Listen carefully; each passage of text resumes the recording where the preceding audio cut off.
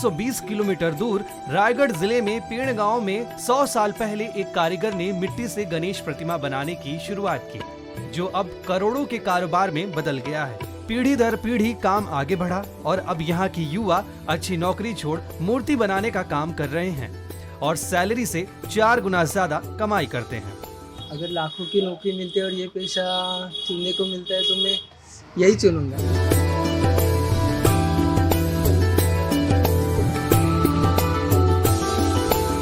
हम इस समय रायगढ़ जिले की पेंच तहसील के हमरापुर गांव में हैं।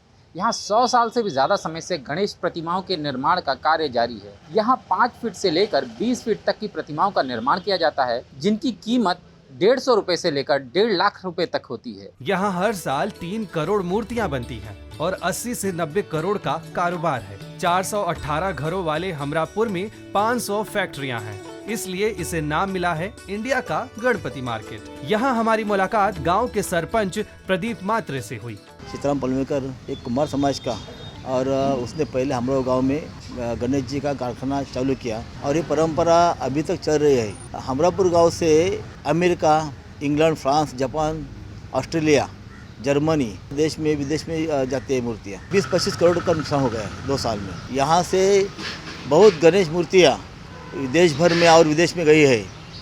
करीब 30-35 करोड़ का यहाँ इस बार का बिजनेस हो गए हैं। इसी गांव के पंडरनाथ दाभाड़े ने 100 साल पहले मिट्टी से गणपति बनाना शुरू किया था।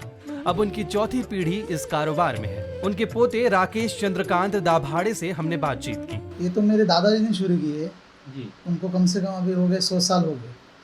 दादाजी के बाद पिताजी ने चालू किया, पिताजी के बाद हम लोग अभी यही परंपरा चालू रख रहे। दादाजी काम करते थे तभी मिट्टी की मूर्तियाँ बनाते थे हम लोग। बाद में जब पिताजी करने लगे तभी ये पीओपी आ गया, जिप्सम पाउडर आ गया, फिर तभी प्रोडक्शन भी ज़्यादा हो गया। दादाजी करते थे हम लोग तभी छोटी छोटी मूर्ति करते थे। मतलब डेवलप हो गया, बढ़ गया पूरा बिजनेस आगे आगे धीरे धीरे। गांव के कारखाने में हमें तेजस नाइक मिले, जो 12 साल से मूर्ति बनाने का काम कर रहे हैं।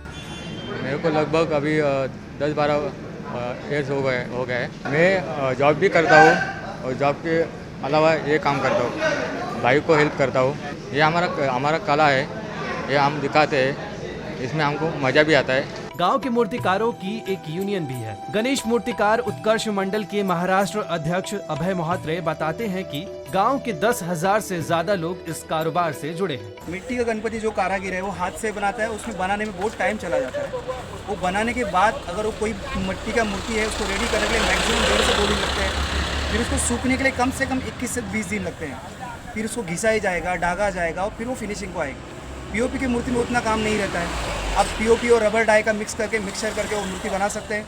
मूर्ति बनाने के बाद 2 से 3 दिन बाद सूख जाती है। अब पेंट के लिए तुरंत ले सकते हैं। इसलिए उसका प्रोडक्शन ज़्यादा होता है पीओपी के मूर्ति का, और ये मिट्टी के मूर्ति में ज़्यादा टाइम लगता है और ज़्यादा मेहनत जाती है। यहाँ हम कुछ मूर्ति के खरीदारों से भी मिले। अभी से नहीं, हम बहुत पुराने से यहाँ से लेके जाते गणपति। पुणे से आते, मुंबई से आते, विदेश से आते लोग। कई युवा ऐसे भी मिले जिन्होंने इंजीनियरिंग की पढ़ाई की, उन्हें लाखों की नौकरी भी मिली, लेकिन वे परिवार की विरासत को आगे ले जाने के मकसद से नौकरी छोड़ अब इसी बिजनेस में जुड़ चुके हैं। आशीष राय, दैनिक भास्कर, पेंच। क्योंकि सच करीब से दिखता है।